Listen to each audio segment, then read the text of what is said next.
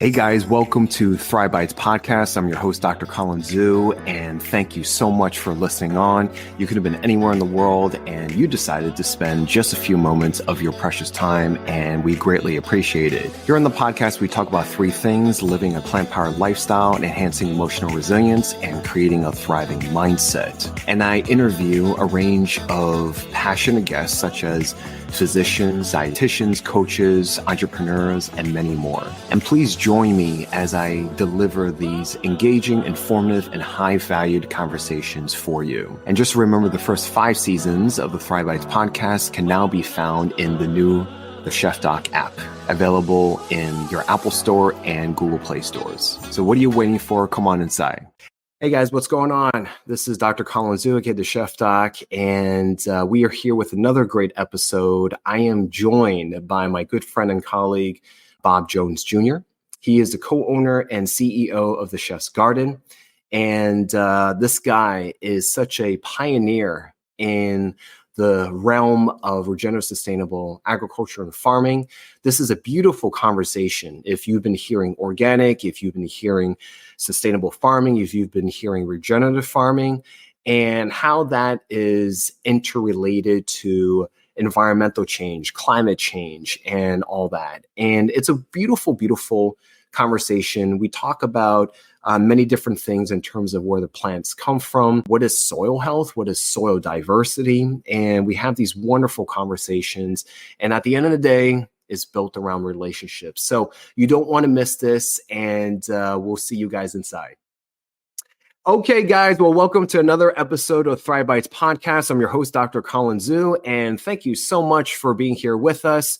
You could have been anywhere in the world, and you decided to share your precious moments with us today, and we are greatly, greatly appreciative of that. Today, we have a wonderful guest with us today. I'm very happy to call him my friend as well as a colleague in the space of farming, and not just any type of farming, but regenerative sustainable farming. And it's been growing, pun intended, and gaining a lot of traction because of how it affects our climate, environment, our community, ecosystems, and how that reverberates towards the ecosystems near and far. So his name is Bob Jones Jr. He is a co-owner and CEO of The Chef's Garden. He wears many, many hats, but he focuses on regenerative practices.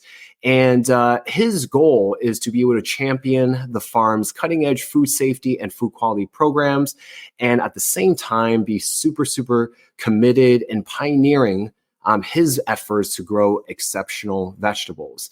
He's collaborated with many, many different types of culinary arts entities and organizations. He works alongside amazing of his own farm's professional team, and he's grateful to be able to serve as mentor in farm operations, farm food safety, packaging, shipping, employee immigration, and sustainable energy practices. And he understands the importance of fostering these kinds of relationships and working in synchronicity and also with mutual respect. And he puts that into practice with home cooks who order fresh products from Farmer Jones Farm and chefs alike. So without further ado, please welcome Bob. Hey. Dr. Zhu, good afternoon. How are you? Great to see you again. Oh, I am thrilled to see you again, Bob. Thank you so much for taking the time out of your busy, lifestyle to be able to join us here today. Just pleased to be able to spend some time with you.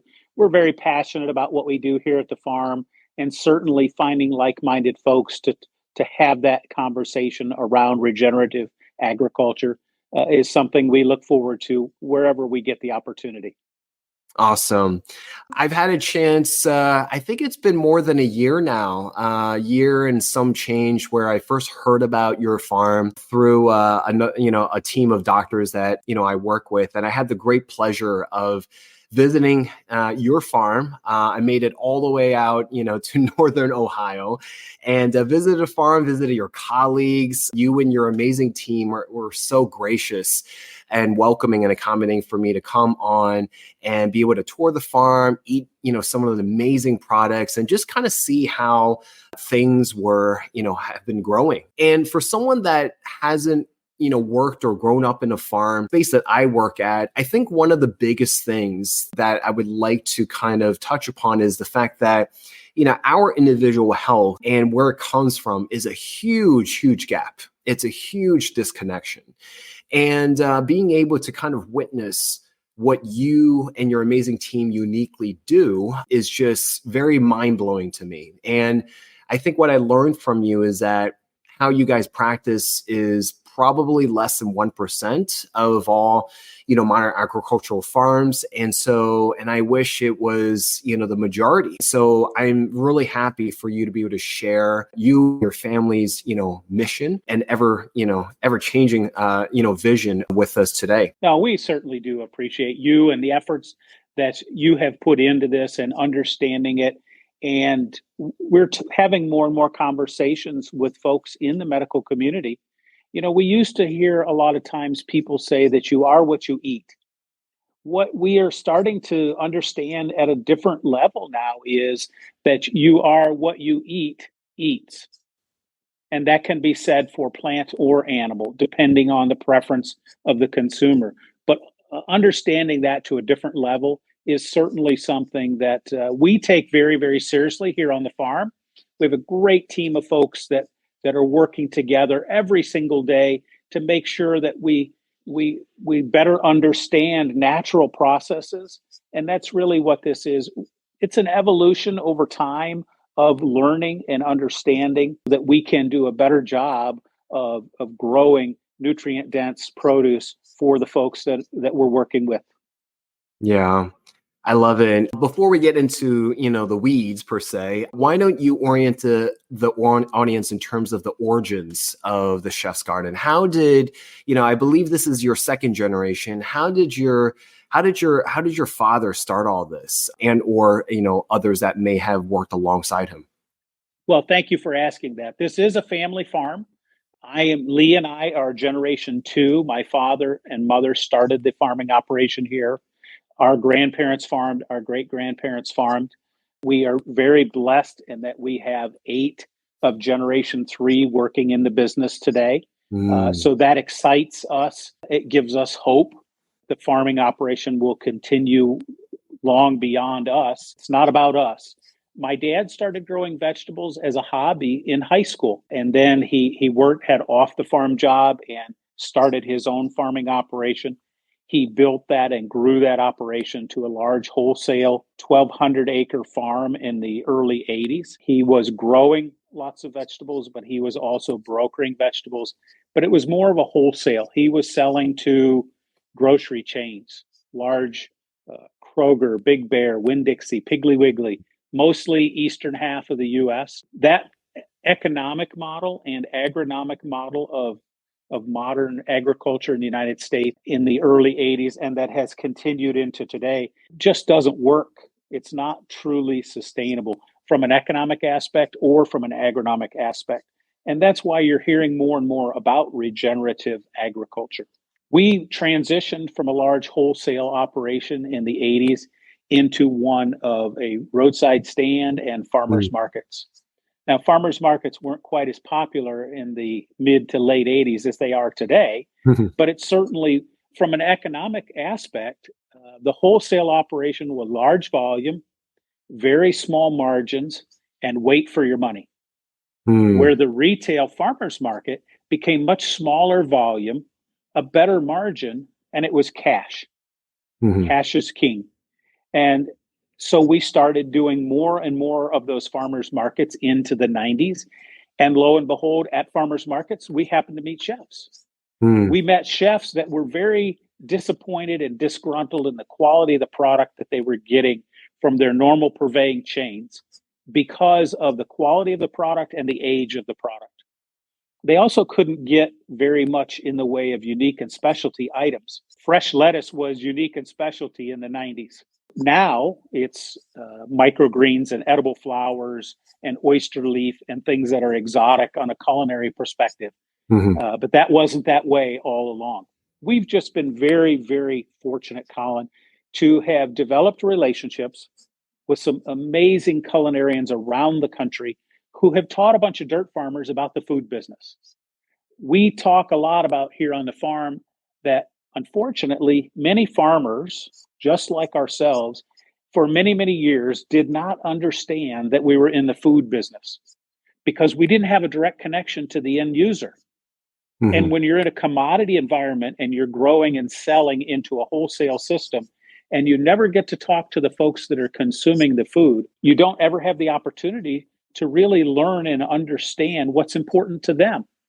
And what's important to our consumers is really, at the end of the day, all that's important.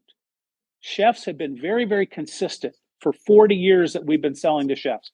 They wanted flavor, aesthetics, flavor, shelf life, and more flavor. If you don't have great flavor in culinary, you don't have anything. It just doesn't work. Home consumers, which we started up the home consumer model during COVID, when the restaurants all closed, they're similar and consistent. Most home consumers, what we're hearing from the voice of the customer is that they want food that looks good, tastes good, is good for them, and is clean. So you can see the similarities, and your folks will understand, your audience will understand that because, you know, my dad used to say to us all the time, kids don't eat vegetables in the United States today because vegetables don't taste good.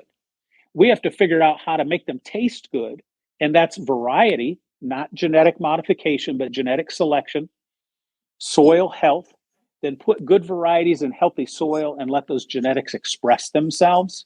And you get great tasting tomatoes and great tasting lettuce and great tasting spinach. And kids will actually eat it because it does taste good. They don't even need to know how healthy it is and how good for them it is. They just want to know that it tastes great. And that really has been the evolution of our farm over the last 40 years. Yeah, it's amazing. You talk about, relationships, and, it was just it almost sounds like a serendipitous moment or series of moments where you had those chefs kind of come up to those farm stands that you guys made on the roadside. And I mean, it could have gone in such a different trajectory if you didn't have that spark of conversations with those, chefs to be able to say like, hey, there's a increased demand of such, and we're going to meet that demand, right? Because my understanding is that you guys come from a line of vegetable farmers as opposed to livestock farming. Absolutely. Livestock farming has only become introduced into our operation in the last couple of years when my son married his wife, and she grew up on an animal farm. But Lee and I and my father, we've only known vegetables and we've only grown vegetables. And so that's what we know and that's what we understand. The chefs taught us the importance of what those things, the characteristics that they're looking for. It doesn't matter what industry you're in, whether it's in healthcare or in farming. It's so important to listen to your customers and then go about meeting and exceeding their expectations at every level possible. It's a real education. Unfortunately, that's rare today. We don't see that as much as maybe we used to. If you think about 100 years ago when our grandparents went to their neighborhood grocery store or their neighborhood market, they knew the farmer and they knew the person that ran the market, and they had a great relationship. Yeah. Now, they probably went 3 times a week. Yeah. Because they didn't store as much food, they went more often. And today we want to go once a week. And so that model's just a little bit different. But understanding customers and then having that good relationship, it absolutely, when people ask me, what is the chef's garden? It's what we grow, how we grow it, and relationships. Yeah. And the relationships at every level with the folks, certainly the most obvious one is the folks that are buying the produce we grow. The less obvious are the folks that work here every single day. And we have about 160 people in our farm family. Lee and I are even related to some of them, but they're all part of our family. So it really is a family atmosphere here. Family is hugely important to us. So understanding that relationships should be win-win and mutually beneficial. Unfortunately, what we see a lot of times in business relationships, especially, is extractional relationship. One Mm. person wins at the cost of someone else. Doesn't have to be that way, and it shouldn't be that way. Yeah, for sure. Because, we're talking about something that's central for every human being, and that's food, right? But unfortunately, food is economical, it's political, it's emotional, and it hits home for different, for me, I'm a live to eat person, and other people just eat to live, right? It's more of a practicality for them. So it's very, very interesting. We can talk about food all day long. My next question for you is really defining and teasing out some jargon. Right. In the medical world, we have our own vocabulary, and a good skill set to have as a good physician is being able to translate this type of jargon, for someone to understand what's going on with them. So with that in mind, can you tell us or spell us out the differences between what is considered organic and what is considered regenerative / sustainable? And are they the same? My understanding is that organic is the only thing that's considered legally, standard and legally defined, and that actually has some sort of, I guess, standard precedence, right? But sustainable, natural, regenerative, they're not as clearly defined, right? So I would love, correct me if I'm wrong, number one. Number two, would you be able to clarify this for us and our audiences? I'll do my best at it. It is certainly confusing. There is a lot of confusion in the marketplace. There's unfortunately a lot of greenwashing going on today. Folks trying to make themselves, my dad used to say, sometimes people try and put lipstick on a pig. Well, you have to understand the difference between all of these. The simplest way that I can explain this is conventional agriculture is basically anything and everything that is allowable by EPA and FDA. That's synthetic chemistry, synthetic fertilizers, any tillage practice, weed control, disease control, insect control through chemistry. Mm. We saw an amazing increase in chemistry, and I say amazing as a negative term here, Mm. post World War II. Chemistry, if you go back and look in the library, we have a library here on the farm of my dad's old Mhm. collections. They didn't use chemistry in agriculture in the early 1900s, even up into the 30s and 40s. And certainly back before that, they didn't use these heavy synthetic chemistries. That was only post World War II that we saw chemistry come in. Unfortunately, if you look at the increasing use of synthetic chemistry in agriculture, it mirrors the drastic increase of the health incidences we have seen in our country, and they mirror each other over the exact same time frame. Conventional. Organic is the exclusion of any synthetic input.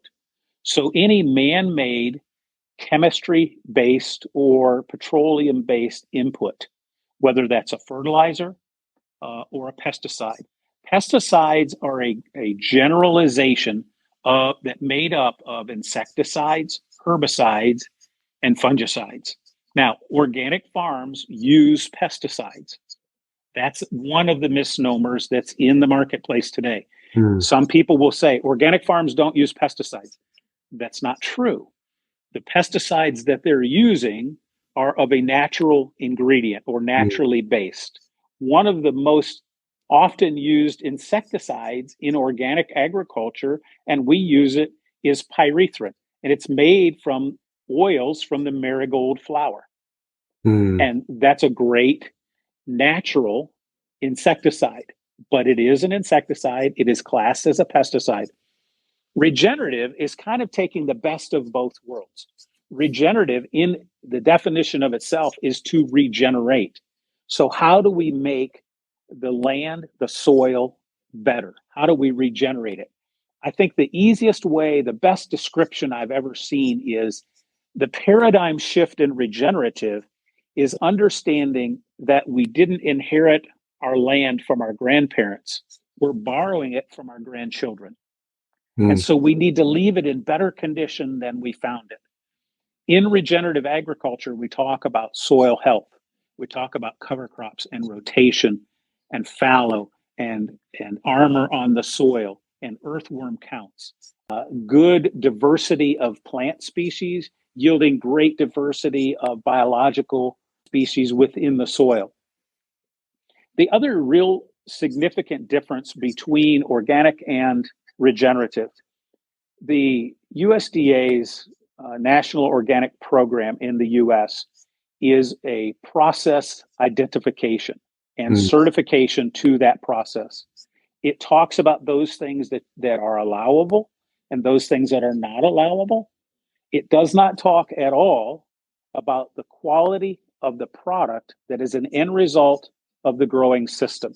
In regenerative, we talk a lot and often about healthy soils, healthy plants, healthy people, healthy planet, all growing in the exponential positive to the same thing. We talk about and look at and study here soil health, plant health. We do sap analysis on plants just like you do blood work on humans. We're looking at the mineral content of the sap in the plant. That's an indicator of the health of the soil and the health of the plant. We're also looking at the mineral density, the vitamin density, the phytonutrient density of the produce grown in this regenerative system.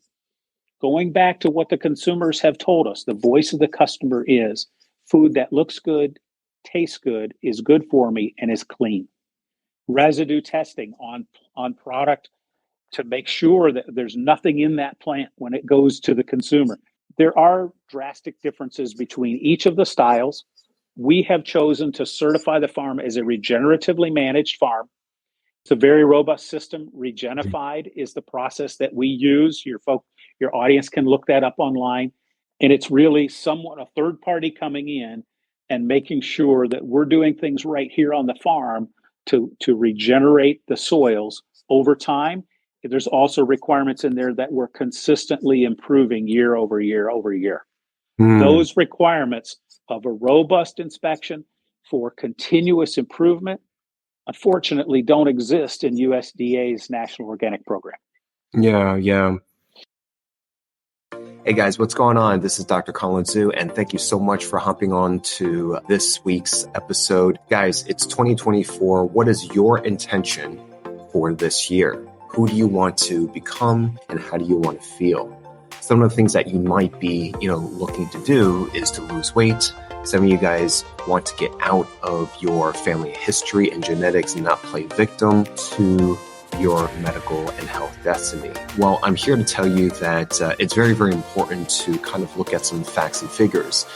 For weight loss, 71% of Americans are overweight and 40% are considered and classified as obese. And these numbers are continuously rising. A lot of these are associated with a lot of medical issues, arthritis, gallstone issues, heart disease, cholesterol, diabetes, cancer, and the list goes on. And also having and carrying extra weight increases your risk for COVID. Also, in terms of chronic disease, 60% of Americans carry one chronic disease, 40% two or more. Whenever I get a patient, it's usually a laundry list of medications that they are taking at the same time. Guys, if you are looking for a different and alternative solution, I've created a solution for you guys, and that's in the form of group coaching. If you want to be coached by us, Dr. Zhu, and our team members, me and my team, I've set up a beautiful 12-week, 3-month program that's going to be led by your own respective group coach, also led by me teaching you expert classes, and we teach you on what to eat, how to shop, what recipes to go for, where to navigate the supermarket, your pantry, your kitchen, and learning all about sustainable strategies on losing weight and preventing chronic disease. So if you want to learn more, click on the link below, and we would love to set up a breakthrough call with you guys to see if we are a mutual fit. And I want to be able to cheerlead and advocate you guys and be a support for your wellness journey. So click on the link, schedule a call. We'll see you guys on the next one, and enjoy the rest of this episode. Hopefully, I mean, would the goal be to see that one day, to actually have a more formalized system? I would imagine so. It again is an evolution. I think this will be market driven, and what's most important to consumers is food that looks good, tastes good, and is good for you. Yeah. And is clean. It's just Mhm. yes, it will. You're seeing more and more certifications. There will be a flushing out of definitions. Generative is gaining a lot of steam when folks see Kiss the Ground and now Common Ground, the sequel to that, to get a better understanding of agriculture's impact on climate change and Yeah. water quality, but also nutrient density. All of those things are positively impacted by regenerative agriculture. Let's talk about that a little bit more deeply. What is it about our current outputs, whether it's from nutrition or lack of nutrition from our products, in this case in terms of vegetables and fruits, to the different environmental and ecosystem changes? What is it about what we're going through that is sparking more and more of a conversation to farm and hopefully to actually put into practice farming regeneratively? I think that it can be, you mentioned earlier in our conversation that food can be a lot of things, emotional, philosophical, political. Climate change can be all of those things as well. Hmm. And they're, as you mentioned, they're dovetailed in together. Many farmers don't believe in climate change, Mm. but you'll hear them at the coffee shop say, boy, the weather seems to be getting more and more extreme, but I don't believe in climate change. It doesn't really matter again about the definition of it, but what we all understand is that the severity of our climate is in fact changing. We are seeing more and more severity to those events, whether they be droughts or floods or fires. You're just seeing those things. Once they start to impact you personally, you begin to understand it at a deeper level. Hmm. We are Our growing season in Ohio this year was about 20 days behind by the time we got to Labor Day. And the reason we were 20 days behind on our growing season was because of the smoke coming down out of Canada from the wildfires all summer long. Mm. We actually our light levels were about 3 weeks behind in accumulation. That was an impact that was directly related to the Canadian wildfires. It Mm. directly related the maturity of the longer season crops in the field. It does impact us. Understanding it and understanding how we impact it. We're 3 miles from Lake Erie. Lake Erie is the shallowest of the Great Lakes. We understand, and it is really, really important to us. We're absolutely vested in the health of the water quality of Lake Erie. It's where we get our drinking water. We don't want to be polluting it. Yeah. So we need to understand how soil health and cover crops positively impact retention of minerals in the soil that are not leached out into the streams, the rivers, and the lakes. Everything in our ecosystem is intimately connected.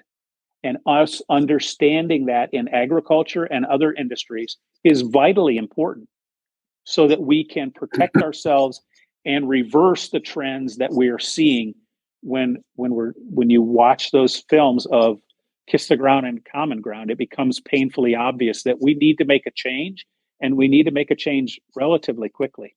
Yeah.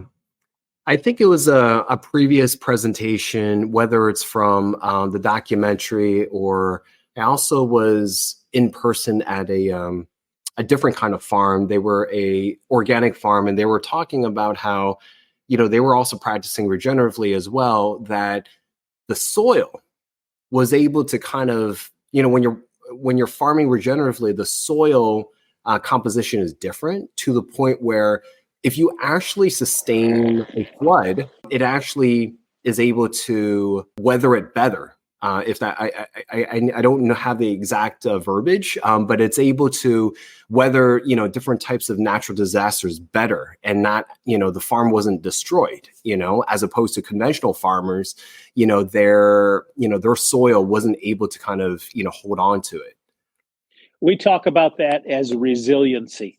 Hmm. The farm becomes more resilient. There's a greater buffering capacity to extremes.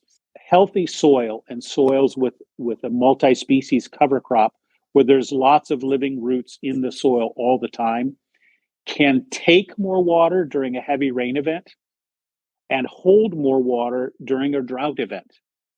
It's positive in both directions, directly related to the health of that soil.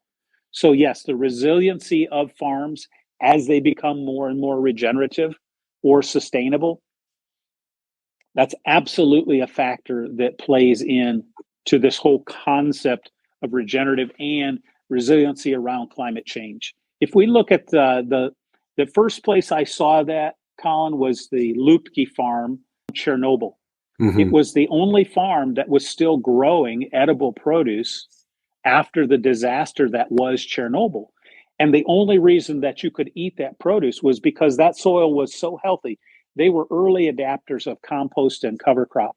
And those soils were healthy enough. Good compost is a great soil remediation technology. It's just typically not used because it's too cheap. There's not a lot of profit to it.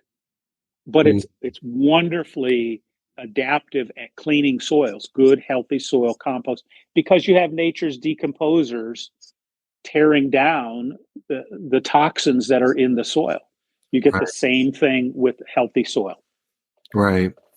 Let's kind of look at the horizon a little bit. And I also learned from you that I think you said, correct me if I'm wrong, I think we only have the current trends that we're on now is that we're only around 57 growing seasons, right? That we have left. Can you, explain what that means, for the audience, and, for us to understand a little bit more about regenerative, if we are not practicing majority regeneratively, where is this headed, right? What are the outcomes that we're going to see if we don't, course change? Well, Colin, it's a very stark reminder that we're headed down a path that is not sustainable. When Kiss the Ground came out in 2020, they talked about there being 60 growing seasons left. The fastest growing acreage in the world today is desert land. In essence, we are farming soils to death. We are growing them using synthetic chemistry and creating soils that are literally void of life. That does not bode well for us. We have this looming population that we're going to be able to need to feed within the next 15 or 20 years. And yet two things are happening. The productivity of conventional agriculture land is continuing to drop. At the same time, the nutrient density of conventionally produced food is decreasing at an increasing rate. Both of those things are really alarming and things that we have to correct very quickly. Unfortunately, it's a spiral in the wrong direction. We have unhealthy soils producing unhealthy plants that are highly susceptible to diseases and insects. So we use more chemistry on them, and we wonder why the health of our population is going down.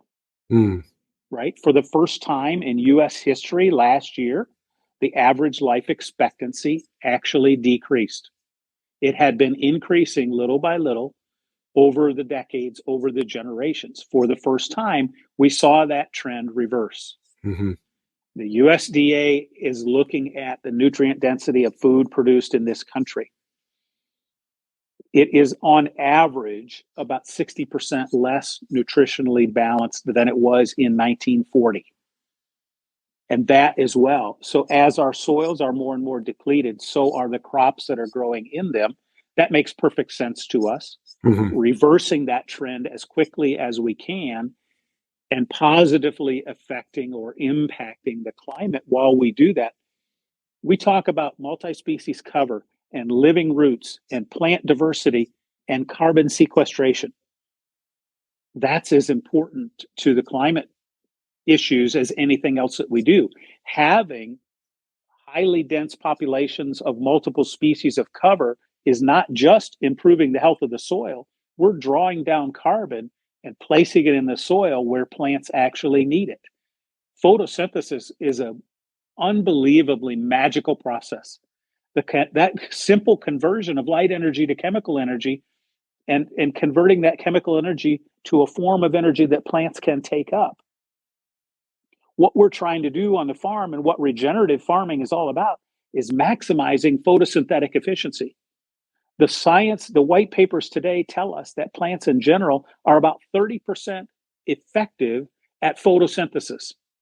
That means we have 70% capacity that's going unrealized. That's how we've gotten to where we are. Understanding how to reverse those trends and make that soil healthier and maximize photosynthetic efficiency, it's all about energy. What we're growing and selling is energy. It's just energy in a different form. Yeah. If the energy tastes good, you'll consume more of it. But it really is energy. We're growing energy. Photosynthesis is taking light energy to chemical energy, storing that in a carrot or a beet or a leaf of spinach or lettuce, and then our bodies consume that energy and convert that again for use in our bodies. It's a magical, natural process that we have totally screwed up in modern agriculture. Do you think it's also screwed up to just put it straightforwardly? Because you've mentioned about the chemistry, right? Or synthetic chemistries. We've been, adventing this since like after post-World War II. That combination and the demand for, animal product, right? And you said that, the land, right, is devoid of nutrition. Is it also in combination where, we're having less and less land to be able to grow, like actual vegetables on, because the demand is either going less or there's an increased demand of, animal agriculture as well? Do you think that contributes to it? I don't think the cow is the problem, Colin. So it's not the animal that's the problem. It's how we're raising the animals. It's how we're raising our food. When you're talking about that synthetic piece, we use synthetic fertilizers that require unbelievably high amounts of fossil fuels to even make. So you have a double negative. And then you put that on land that becomes less and less healthy over time. And whether it's a plant or an animal that's raised on unhealthy land, that food source, that resulting food, plant or animal, is going to be unhealthy. And then we consume the unhealthy food and we become unhealthy. Right. So it's a spiral in both directions. It can spiral negative, and we've seen that play out in our world today. It can spiral positive, and that's where regenerative comes into play. So we can fix the problem that we have, but we're running out of time to be able to decide that we really have a problem. My name is Bob, and I have a problem. If I gave you a magic wand, and what is the single most effective action that can be able to kind of course correct most effectively? Do you think it's something at legislation? Do you think it's something with consumers being all aware and then they vote with their fork? Like, what is the most effective, would you say, if I gave you a magic wand? That's a really great question. One that I've thought an awful lot about. I'm not sure that I have a great answer for it. I believe in informed capitalism. Vote with your dollar. Educate yourself about where your food comes from. People ask me all the time, so I get this regenerative thing. I understand that. I understand nutrient density. How do I get that for my family? Go to your farmer's market. Go to the farmer's market closest to you. Develop a relationship. Now, don't go during the busiest time of the day and want to ask 17 questions, because this guy or gal is making their living in a short few hours at the farmer's market. Go early, go late in the day. Most farmers that I have met are truly great stewards of the land, and they're very passionate about what they do. They love to share with others about their life's work. Now, if you go 2 or 3 weeks in a row and buy product from this farmer and ask them questions, and they don't invite you to their farm, run. Don't walk away, run away. Because we're all very passionate about what we do, and we want you to come to the farm and see it. You Oh. came to the farm. The value of you coming to the farm was Mhm. for us to be able to talk, share stories, share our passions, and learn from each other. Most passionate regenerative farmers that I have ever met, 99% of them want the exact same things as their consumers want. We want to feed our families healthy, nutritious food. That's what you want as well for your family, but also for your clients. That's what your folks want. The same thing we want. Vote with your dollar. Educate yourself, vote with your dollar. I hold little hope for politicians to fix this problem. They're Mm, too worried about becoming reelected. And mm, I don't think that our forefathers ever envisioned politics as a career. I mm. think it was originally designed as a short term period of service. Now, there are some great folks that have been doing it a long time. However, understanding what's in the best interest of our country sometimes gets lost along the way because they have to get reelected every time. Yeah, for sure. We have to, we can't wait for the government to fix our problems. We have to educate ourselves and then vote with our dollars. The more you understand about regenerative agriculture and the more you purchase from regeneratively managed farms, the more of them there will be. It's a great free market system. The Hmm. process will work. If we support that with our dollars, it's not going to be the cheapest food that you can buy because it's not the cheapest process. We have the cheapest food in the world. We spend less as Americans per capita on food of any industrialized nation in the world. We also spend more per capita of any industrialized nation in the world on healthcare. They're connected. We're paying for our cheap food. It Yeah. doesn't work. And that's a great it's not an analogy, it's a great contextual example, especially, I'm sitting across from an esteemed farmer and I work in healthcare, and this is how we cross paths, right? We ask questions and we pivoted and we put, the consumer at the heart of the issue, and we just want everyone to be their most healthy and just their selves of just being of service. It is really disheartening, right? You've mentioned politicians, and I'm sure there's a lot of great politicians, but at the end of the day, it's really about what matters at the end of the day. We all live on the same planet. I think a lot of people forget about that. We live on the same planet, we share these lands, and how can we live and prosper together, right? As a community, as a global society. Bob, this has been great. I definitely want to, close this out, be respectful of your time. What can you tell us about the Chef's Garden in terms of someone that's never visited before? Can we visit the farms? How do we get food from the farms? Like, can you explain that process? Absolutely. Thank you for asking. We would love to have your listeners come out to the farm. We're very, very passionate. Our entire team is passionate about what we've been able to build together. This is not about Lee and I. This is not about what Dad started. It's what we have done together, assimilating an amazing team of folks over the last 50 years. But we love what we do and we love to talk about it. I hope that your listeners can sense that passion. I get pretty excited about that, sometimes too much. We're very fortunate to develop a great reputation in the culinary world and have chefs teach us about the food business. COVID became an opportunity for many of us to look at how we do things and how we conduct business. We were selling 100% of our produce to restaurants, and that worked very, very well until it didn't. Right. In COVID, when the restaurants closed, we had a team of 175 people here on the farm. We had product coming at us day by day by day, and we had lost the entirety of our outlet. Mm. We started farm market, roadside stand, which we operate today.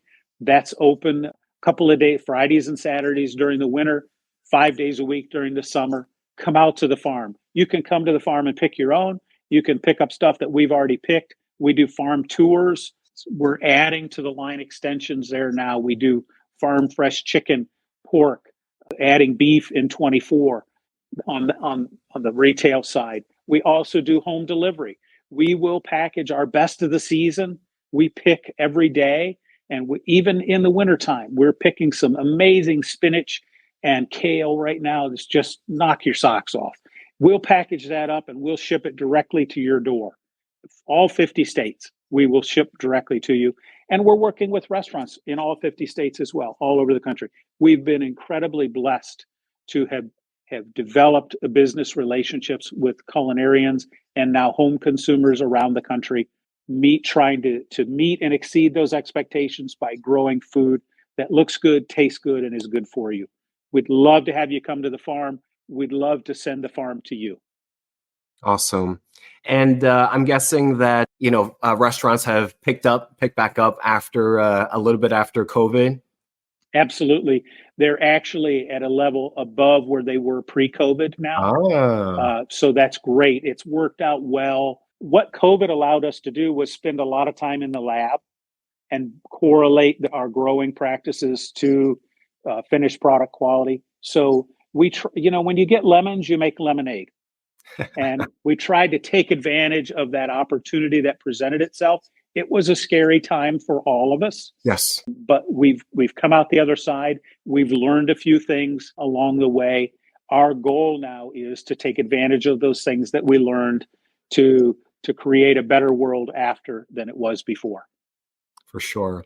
And I'm really impressed by the variety and diversity of what you guys grow. And, we have it on our website, to be able to, refer people to your farm. And it's just very astounding in terms of what you guys are able to grow. Are there any new species, any new plant species that you guys will be experimenting with in 24? That's just a curiosity question for me. Sure. There's always something new. Our goal here on the farm is that 5% of the revenue comes from products that we didn't have last year. And that's a self-imposed target that we give ourselves to be constantly. So our team is constantly looking for that new and unusual item. And when I say new and unusual, that's not by GMO. That's not a new created product. What's new is what's old. Things like Jerusalem artichoke and oca, root beer leaf, and oyster plant, things that are just so unbelievably unique. Those are really attractive to those that are culinarily curious. There are other folks that are saying, oh my gosh, that's too much. I just want more comfort food. Look at the website, take a look, and we'd be glad to custom grow for you and your family.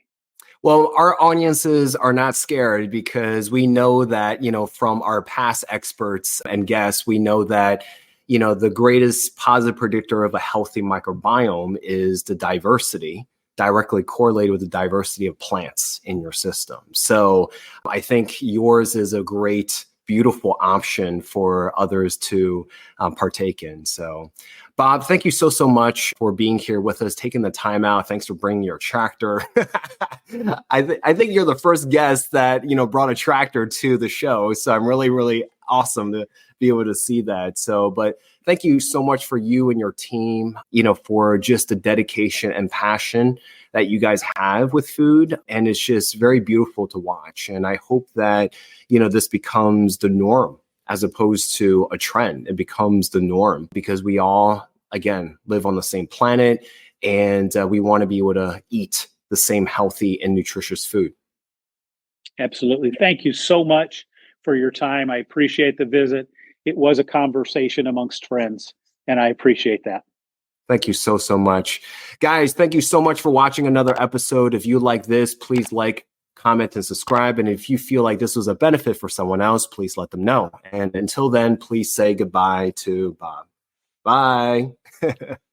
Hey guys, we hope you enjoy that episode. If you like that, please like, comment, and subscribe. And please follow us on Apple Podcasts, Spotify Podcasts, and anywhere that you listen to your podcasts. And if you felt that this was a benefit for someone else, please let them know. And also remember that the first 5 seasons, 150 episodes, now can be seen and heard on our new TheChefDoc app. And don't forget to give us a 5-star rating, and we greatly appreciate it. And we'll see you on the next one.